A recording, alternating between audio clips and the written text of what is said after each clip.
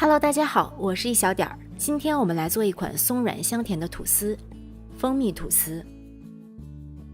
这个食谱我们采用中种法制作，关于中种法的介绍可以参考之前的北海道吐司的食谱。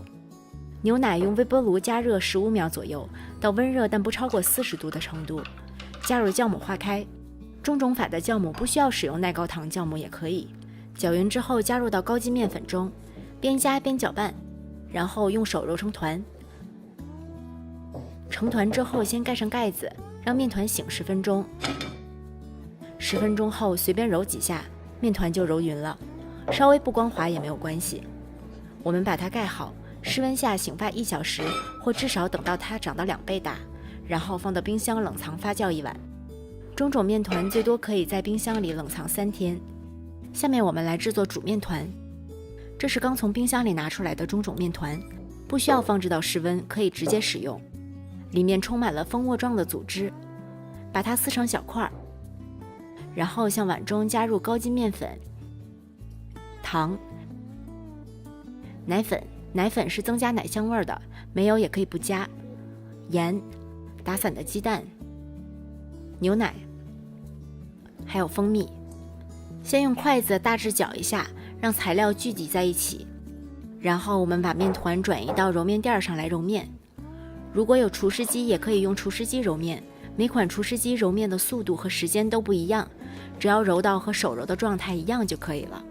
因为加了蜂蜜，开始面团很黏，要借助刮板来聚集面团。这时候不要轻易加面粉，等到把面团揉均匀、揉透之后，它就不会再粘手了。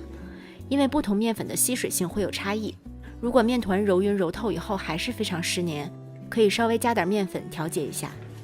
我们用这种搓洗衣服的动作来揉面团，具体的手揉面技巧可以参考之前发过的手揉面教程。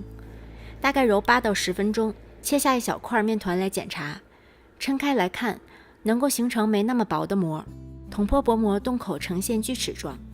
这时候我们就可以加入软化好的无盐黄油，将黄油与面团揉搓均匀。这个过程大概需要3分钟。黄油全部被吸收以后，继续重复揉搓的动作，大概10到15分钟，直到切开一小块面团抻开来看，能够形成透光的薄膜，捅破薄膜，洞口是光滑没有锯齿的。这就是我们做吐司所需要的完全扩展阶段了。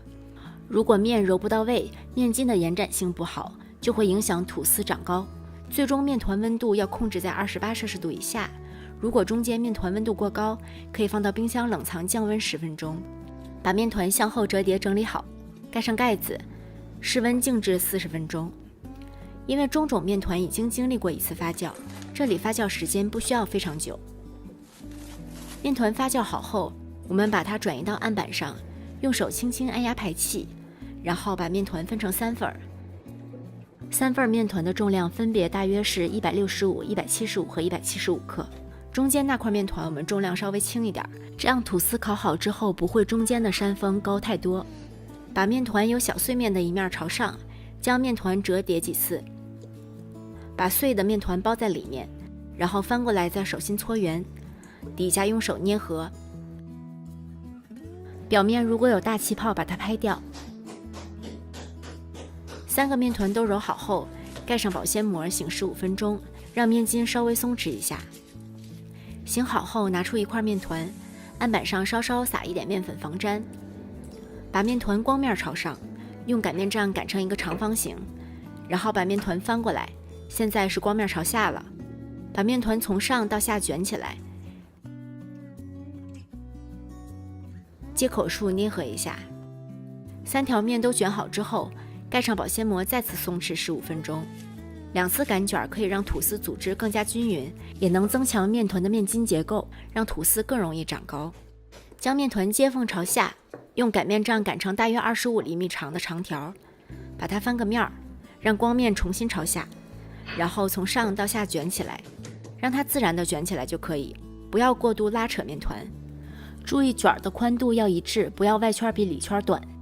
最后把接口捏合好，将卷好的面团方向一致的放入吐司盒，注意要把最轻的那个面团放到中间，然后将吐司盒拿到温暖潮湿的地方去进行最后发酵。一般我会用微波炉烧开1碗水，然后迅速放入吐司盒，给面包发酵创造一个封闭、温暖又潮湿的环境。没有微波炉也可以在烤箱里，只是要提前拿出来以便预热烤箱。算好自己烤箱预热所需的时间，提前预热烤箱到180摄氏度。当面包顶部基本长到与吐司盒边平齐的时候，在表面刷上一层鸡蛋液，用羊毛刷把多余的蛋液在碗边刮掉，再去刷，这样才能薄而均匀。注意缝隙和边上也要刷到。将吐司放到烤箱中下层，烤35分钟。